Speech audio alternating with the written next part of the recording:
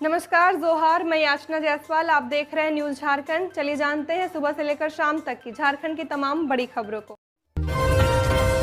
घाटशिला उपचुनाव में फिर नहीं खिल सका कमल। जेएमएम प्रत्याशी सोमेश चंद्र सोरेन जीते।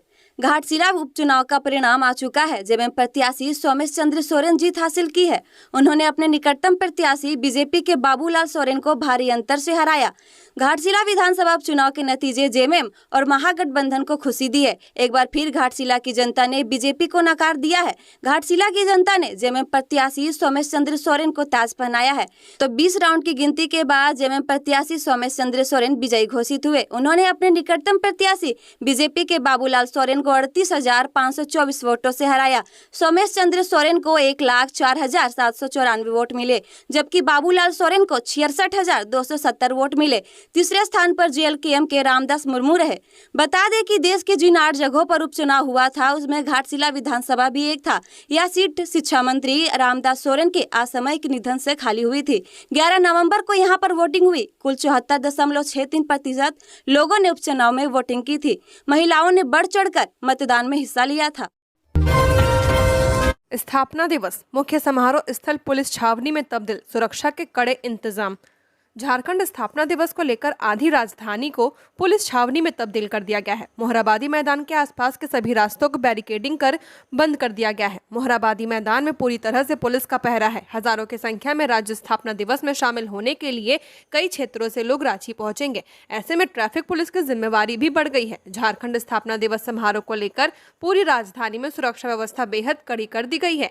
1000 से ज्यादा जवानों को मोहराबादी मैदान सहित अन्य जगहों पर सुरक्षा के लिए तैनात किया गया है। दिल्ली में हुए विस्फोट की वजह से भी समारोह स्थल की सुरक्षा को बेहद पुख्ता बनाया गया है। पूरे मैदान की निगरानी ड्रोन कैमरे से शुरू कर दी गई है। वहीं सुरक्षा में रैपिड एक्शन पुलिस, जैप, जिला पुलिस, टीयर गैस टीम और फायर ब्रिगेड को भी तैनात किया गया है। गृह सचिव सहित राज्य पुलिस के आला अधिकारी देर रात तक मोहराबादी मैदान का निरीक्षण करते नजर आए। यहाँ पर चारों तरफ सादे लिबास में भी पुलिस कर्मियों को तैनात किया जा रहा है। मैदान में प्रवेश के लिए जो लोग लाइन में लगे होंगे उनकी जाँच भी स्पेशल ब्रांच के द्वारा मेटल डिटेक्टर से की जाएगी। झारखंड शराब घोटाला, एसीबी ने वेलकम डिस्टिलरी के मालिक राकेश जायसवाल को किया अरेस्ट। झारखंड के चर्चित शराब घोटाला केस में एसीबी ने एक और आरोपी को गिरफ्तार किया है। एसीबी ने छत्तीसगढ़ के बड़े कारोबारी राकेश जायसवाल को गिरफ्तार किया है। राकेश जायसवाल वेलकम डिस्टिलरी के मालिक है। छत्तीसगढ़ से राकेश जायसवाल को गिरफ्तार करने के बाद एसीबी की टीम उसे ट्रांजिट रिमांड पर लेकर रांची एसीबी के स्पेशल कोर्ट में पेश करेगी। झारखंड में हुए शराब घोटाला मामले में एसीबी ने उत्पाद एवं मद्य निषेध विभाग तत्कालीन सचिव विनय चौबे सहित 13 लोगों पर नामजद एफआईआर दर्ज कराया है।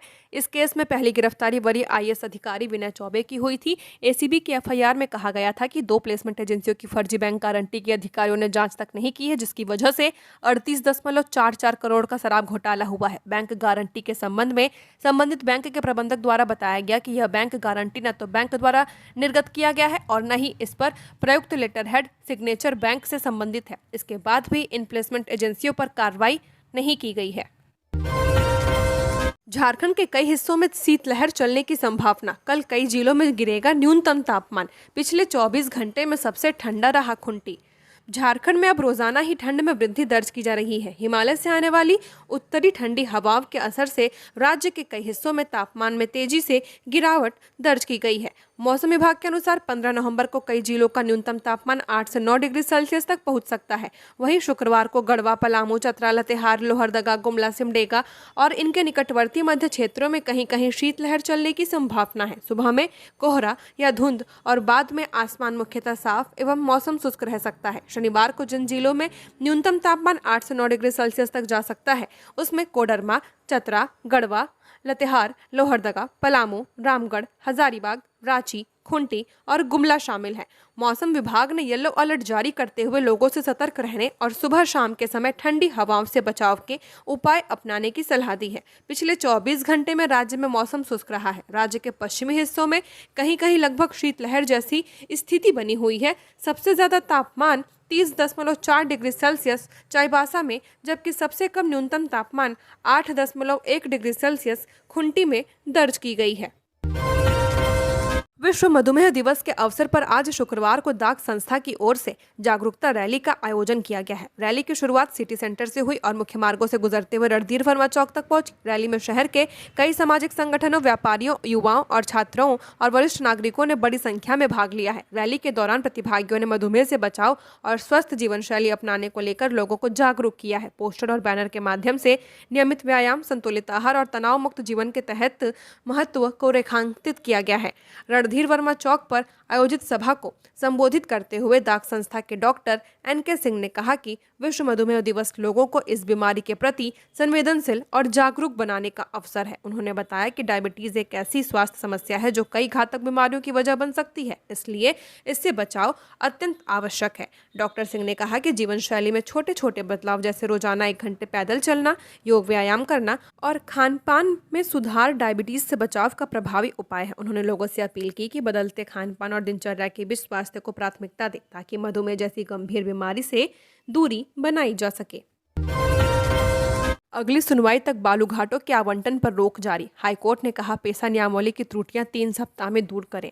झारखंड हाईकोर्ट में गुरुवार को आदिवासी बुद्धिजीवी मंच की ओर से दाखिल अवमानना याचिका पर सुनवाई हुई। चीफ जस्टिस तरलोक सिंह चौहान और जस्टिस राजेश शंकर की कोर्ट ने इस पर वहां मौजूद पंचायती राज विभाग के सचिव से जानकारी मांगी। इस दौरान राज्य सरकार की ओर से अपर महाधिवक्ता सचिन कुमार ने पक्ष रखा। उन्होंने बताया कि पेशा नियमावली को कैबिनेट कोऑर्डिनेशन कमेटी के पास भेजा गया था। कमेटी ने कुछ त्रुटियां बताई थी।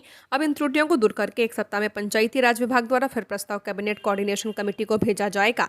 कोर्ट ने राज्य सरकार को 3 सप्ताह में त्रुटियां दूर कर स्टेटस रिपोर्ट दाखिल करने का निर्देश दिया है। साथ ही अदालत ने राज्य सरकार को नोटिस जारी करते हुए पूछा है कि शेड्यूल एरिया में भूमि हस्तांतरण, शराब लाइसेंस का आवंटन और लघु वन व खनिज की नीलामी कैसे हो रही है। गिरिडीह में महिला की सिर काटकर हत्या, धड़ घर में मिला, परिजन फॉरेंसिक जांच के लिए अड़े, एक संदिग्ध व्यक्ति हिरासत में।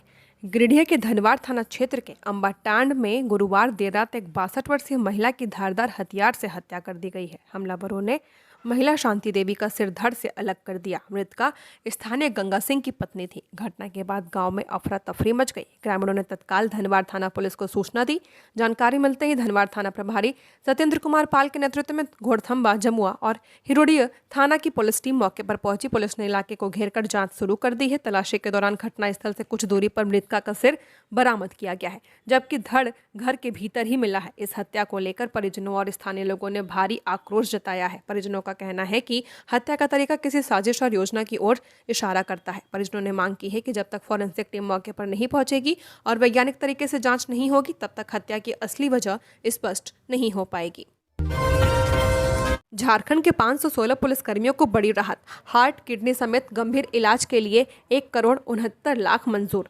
झारखंड पुलिस ने अपने पुलिसकर्मियों और उनके निकट परिजनों को गंभीर बीमारियों के इलाज में बड़ी आर्थिक सहायता प्रदान की है। झारखंड पुलिस सहाय एवं कल्याण कोष से 516 पुलिसकर्मियों को 1,69,00,000 रुपए की राहत राशि स्वीकृत की गई है। यह राशि मुख्य रूप से हार्ट सर्जरी, किडनी के इलाज सहित अन्य महंगी चिकित्सा प्रक्रियाओं के लिए मंजूर की गई है। ये सहायता उन पुलिसकर्मियों को दी जा रही है जिन्होंने गंभीर बीमारियों के इलाज के लिए पुलिस मुख्यालय में आवेदन दिया था।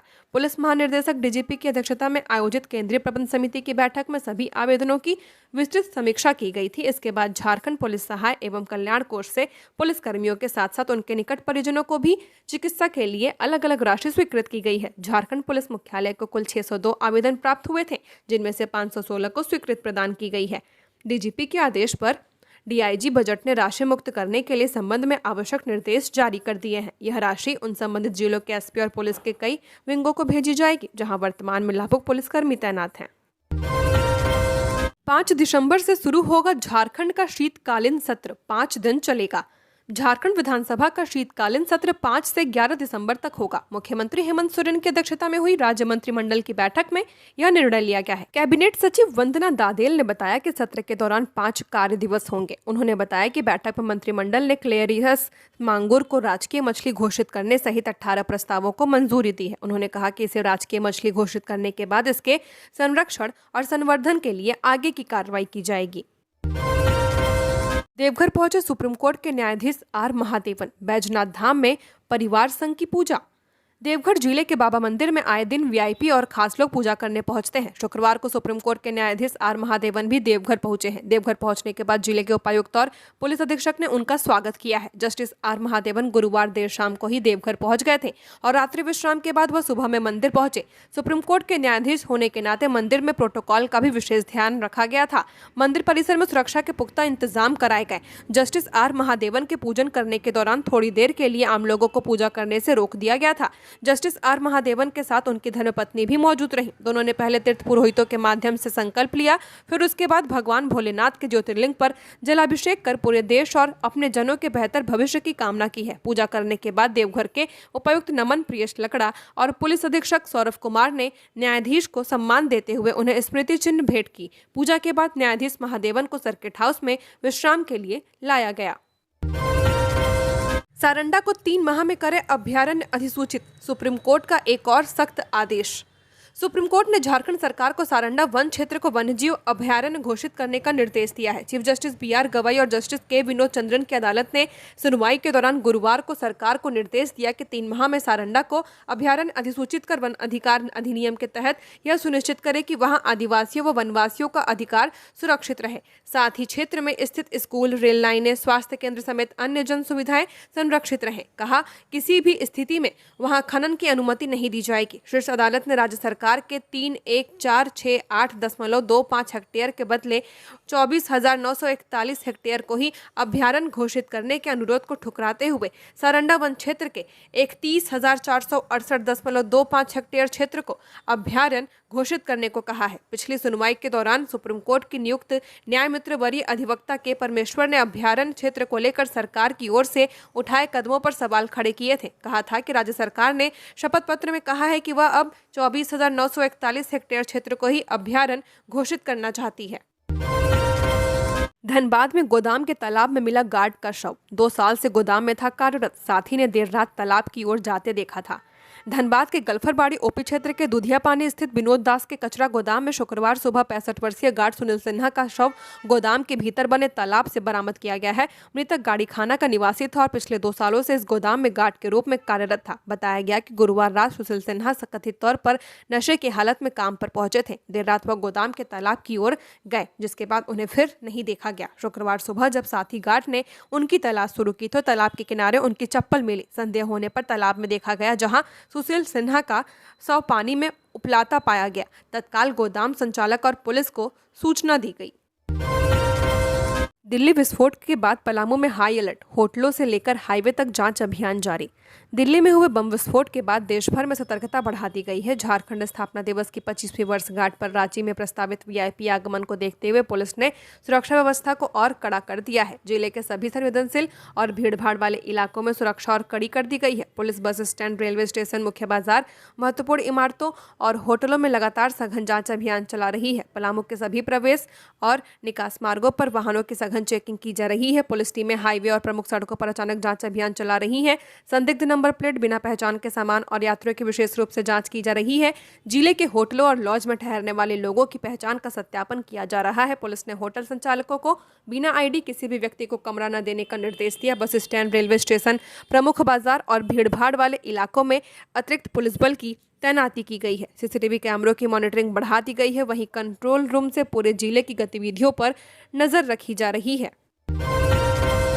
झारखंड स्थापना दिवस को लेकर शहर के ट्रैफिक रूट में किया गया बदलाव। 9 रूट पर 2 दिनों तक नहीं चलेंगे ऑटो व ई-रिक्शा। राज्य स्थापना दिवस को लेकर 2 दिनों के लिए शहर के ट्रैफिक रूट में बदलाव किया गया है। ट्रैफिक पुलिस ने शनिवार और रविवार को शहर में 9 रूट पर ऑटो व ई-रिक्शा के परिचालन पर पूरी तरह से रोक लगा दी है। सुबह 10 से रात 9 बजे तक अरगोड़ा चौक से न्यू मार्केट चौक, हॉट लिप्स चौक से कांके रोड होते हुए चांदनी चौक, पिस्का मोड़ से न्यू मार्केट चौक, एसएसपी आवास से रेडियम चौक, बूटी मोड़ चौक से मेडिकल चौक होते हुए करमटोली चौक, एसएसपी आवास चौक से रणधीर वर्मा चौक होते हुए जेल चौक, रांची रेलवे स्टेशन से मुंडा चौक और जेल मोड़ से करमटोली चौक तक आने जाने वाले मार्ग में सभी ऑटो व ई-रिक्शा का परिचालन बंद रहेगा। वहीं दोनों दिन सुबह 8 से रात 10 बजे तक शहर में बड़े वाहनों के प्रवेश पर भी पूरी तरह से रोक लगा दिया गया है। छोटे व बड़े मालवाहक वाहनों का परिचालन सुबह 9 से रात 8 बजे तक बंद रहेगा।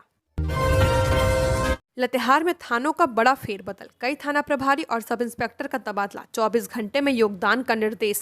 लातेहार में पुलिस व्यवस्था को और सुदृढ़ बनाने के उद्देश्य से लातेहार पुलिस अधीक्षक कुमार गौरव ने गुरुवार को कई महत्वपूर्ण तबादले किए हैं। जारी आदेश में अनेक थाना प्रभारी और सब इंस्पेक्टर को नए पदस्थापना स्थल पर भेजते हुए प्रशासनिक स्तर पर बड़ा बदलाव किया गया है। तबादला सूची के अनुसार बरवाडीह थाना प्रभारी अनूप कुमार को बरियातू थाना स्थानांतरित किया गया है। उनकी जगह अनुराग कुमार को बरवाडीह का नया थाना प्रभारी बनाया गया है। रामगढ़ में इलेक्ट्रीशियन की संदिग्ध अवस्था में मौत, परिजनों ने मुंशी पर मारपीट कर हत्या का लगाया आरोप, हंगामा। रामगढ़ थाना क्षेत्र के सुभाष चौक के पास एक निर्माणाधीन इमारत में कार्यरत इलेक्ट्रीशियन लक्ष्मण कुमार महतो 35 वर्षीय की संदिग्ध परिस्थितियों में मौत हो गई है। परिजनों ने बिल्डिंग के मुंशी नागेंद्र सिंह पर मारपीट कर हत्या करने का आरोप लगाया है। मृतक लक्ष्मण कुमार महतो इचातू प्रखंड के दुलमी गांव निवासी जटलू महतो के पुत्र थे। परिवार के सदस्यों के अनुसार वह पिछले 2 सालों से इसी निर्माणाधीन इमारत में इलेक्ट्रीशियन के तौर पर काम कर रहे थे। लक्ष्मण के भाई लालधारी महतो ने आरोप लगाया कि लक्ष्मण का कुछ पैसा मुंशी नागेंद्र सिंह के पास बकाया था। जब लक्ष्मण यह पैसा मांगने आया तो मुंशी ने कथित तौर पर उसके साथ मारपीट की, जिससे वह गंभीर घायल हो गया। घायल लक्ष्मण को सदर अस्पताल ले जाया गया है, जहाँ सुबह उसकी मौत हो गई है। मौत की खबर मिलते ही परिजन घटनास्थल पर पहुंचे और हंगामा शुरू कर दिया। परिजनों ने चेतावनी दी कि यदि प्रबंधन से उनकी बातचीत सफल नहीं होती है तो वे शव को घटनास्थल पर रखकर प्रदर्शन करेंगे। घरेलू विवाद के बाद युवक की संदिग्ध मौत, जांच में जुटी पुलिस।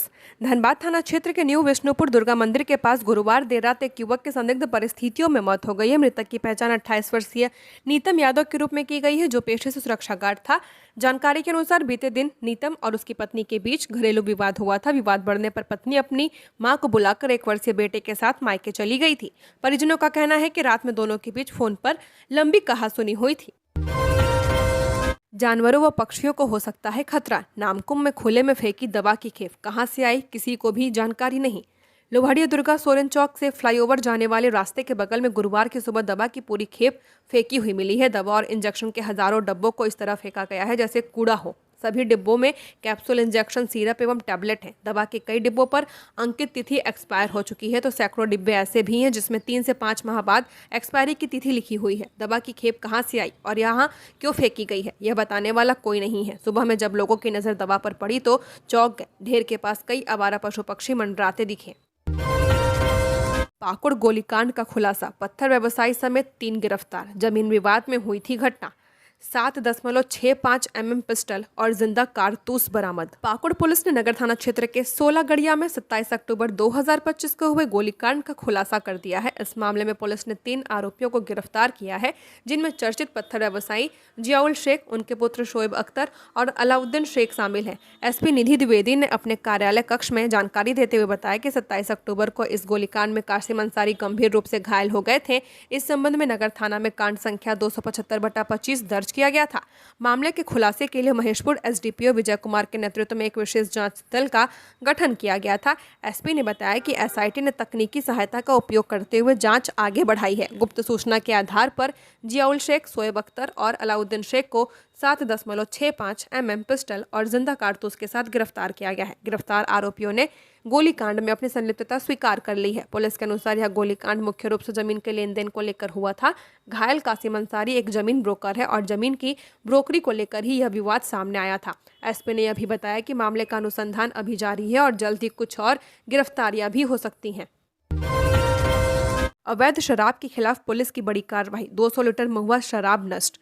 गिरिडीह के गावा थाना क्षेत्र में अवैध शराब निर्माण पर नकेल कसने के लिए पुलिस ने विशेष छापेमारी अभियान चलाया। यह अभियान प्रखंड के बरमसिया और राजोखार इलाके में संचालित किया गया, जहां लंबे समय से अवैध शराब की शिकायतें मिल रही थी। छापेमारी के दौरान पुलिस ने 200 लीटर से ज्यादा महुआ शराब को मौके पर नष्ट कर दिया है, जबकि अवैध रूप से संचालित शराब भट्टी को ध्वस्त कर दिया गया। अभियान का नेतृत्व कर रहे इंस्पेक्टर रोहित कुमार ने कहा कि अवैध शराब के कारोबार में लिप्त लोगों पर सख्त कार्रवाई जारी रहेगी। ऐसी गतिविधियों को किसी भी हाल में बर्दाश्त नहीं किया जाएगा। खुंटी में वाहन की टक्कर से बाइक सवार 2 युवकों की मौत। खुंटी जिले के मुरहू थाना क्षेत्र अंतर्गत NH 75E पर सिद्धू मोड़ के समीप गुरुवार की रात एक सड़क दुर्घटना में 2 युवकों की घटनास्थल पर मौत हो गई है। प्राप्त जानकारी के अनुसार गुरुवार की रात दोनों युवक मोटरसाइकिल से जा रहे थे। इसी दौरान एक अज्ञात तेज रफ्तार वाहन ने उन्हें जोरदार टक्कर मार दी। टक्कर इतनी भीषण थी कि दोनों युवकों को गंभीर चोटें आई हैं और उन्होंने मौके पर दम तोड़ दिया। टक्कर मारने के बाद वाहन चालक मौके से फरार हो गया। इधर हादसे की सूचना मिलते ही मुरहू थाना पुलिस मौके पर पहुंची और दोनों शवों को कब्जे में लेकर पोस्टमार्टम के लिए सदर अस्पताल भेज दिया है। पुलिस ने दुर्घटनाग्रस्त वाहनों की पहचान करने और आगे की कानूनी कार्रवाई शुरू कर दी है। पलामू में वरदान चैरिटेबल ट्रस्ट ने बच्चियों को सिखाया गुड टच और बैड टच का महत्व।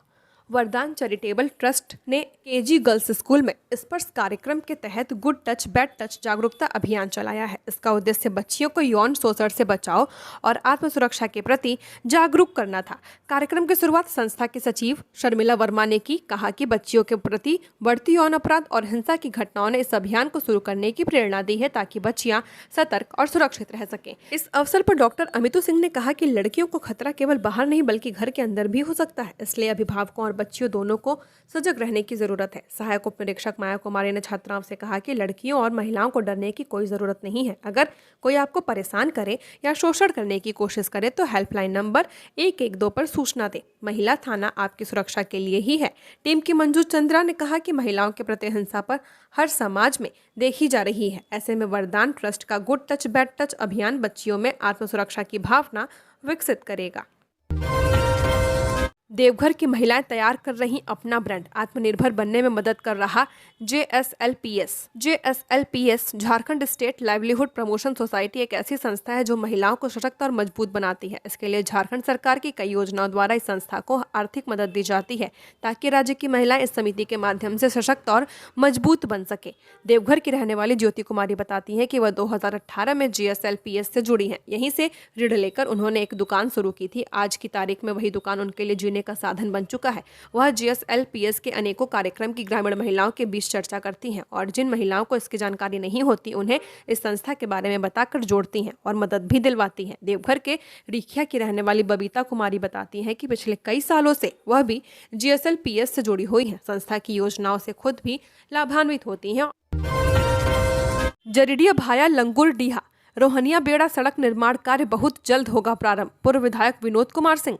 क्षेत्रवासियों के लिए एक बड़ी खुशखबरी सामने आई है। लंबे समय से प्रतीक्षित जरीडिया भाया लंगुरडीहा रोहनिया बेड़ा सड़क निर्माण कार्य अब बहुत जल्द शुरू होने जा रहा है। यह जानकारी बगोदर के पूर्व विधायक विनोद कुमार सिंह ने क्षेत्र भ्रमण के दौरान दी है। पूर्व विधायक ने बताया कि उनकी पहल पर रोहनिया बेड़ा पुल निर्माण कार्य अब पूरी तरह संपन्न हो चुका है, जिससे क्षेत्र के लोगों को आवागमन में काफी राहत मिली है। उन्होंने कहा कि अब पुल के निर्माण के बाद सड़क निर्माण कार्य भी शीघ्र शुरू किया जाएगा, जिससे बिरनी और आसपास के दर्जनों गांवों को सीधा फायदा होगा। पूर्व विधायक ने आगे बताया कि सड़क निर्माण की जिम्मेदारी जयप्रकाश कॉन्ट्रैक्टर को दी गई है। उन्होंने कहा कि सड़क निर्माण कार्य प्रारंभ होने के बाद क्षेत्र में विकास की एक नई राह खुल जाएगी। स्थानीय ग्रामीणों ने इस पहल पर खुशी जाहिर करते हुए कहा कि सड़क बनने से न केवल आवागमन सुगम होगा बल्कि शिक्षा, व्यापार और स्वास्थ्य सुविधाओं तक पहुंच भी आसान होगी। ग्रामीणों ने बगोदर के पूर्व विधायक का आभार व्यक्त किया और कहा कि यह कार्य वर्षों से लोगों की मांग रही है जो अब पूरी होने जा रही है। पूर्व विधायक ने कहा कि विकास के हर मोर्चे पर जनता के साथ खड़ा रहना उनका संकल्प है। उन्होंने यह भी जोड़ा कि सरकार निर्माण कार्य गुणवत्ता के साथ पूरा कराया जाएगा ताकि आने वाले वर्षों तक यह सड़क टिकाऊ और उपयोगी साबित हो। देवघर सिविल कोर्ट का फैसला, भुगतान नहीं होने तक जल संसाधन विभाग कार्यालय में तालाबंदी का आदेश। 1996 से चल रहा मुकदमा। गुरुवार को देवघर के सिविल कोर्ट ने एक अनूठा आदेश जारी किया है, जिसके बाद झारखंड सरकार के जल संसाधन विभाग में ताला लग गया है। दरअसल साल 1996 में जल संसाधन विभाग में निविदा पर काम करने वाले कर्मचारियों को बिना कारण हटाया गया था, जिसके बाद सभी कर्मचारी अपने हक, अधिकार और बकाया पैसों के लिए कोर्ट गए थे। करीब 20 साल तक कोर्ट में लड़ाई लड़ने के बाद साल 2014 में देवघर श्रम कोर्ट ने निविदा कर्मियों के पक्ष में फैसला सुनाया था। निविदा कर्मियों के पक्ष में फैसला सुनाते हुए यह आदेश दिया कि सभी के बकाया पैसों का जल्द से जल्द भुगतान किया जाए।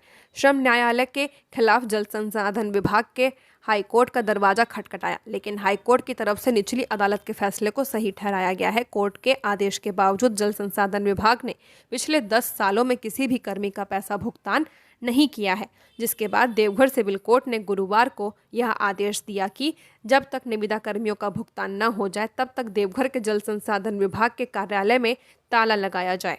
झारखंड की और खबरों के लिए बने रहिए हमारे साथ। हमारे चैनल न्यूज़ झारखंड पर चैनल को सब्सक्राइब करें, साथ बेल आइकन को प्रेस करें। नमस्कार।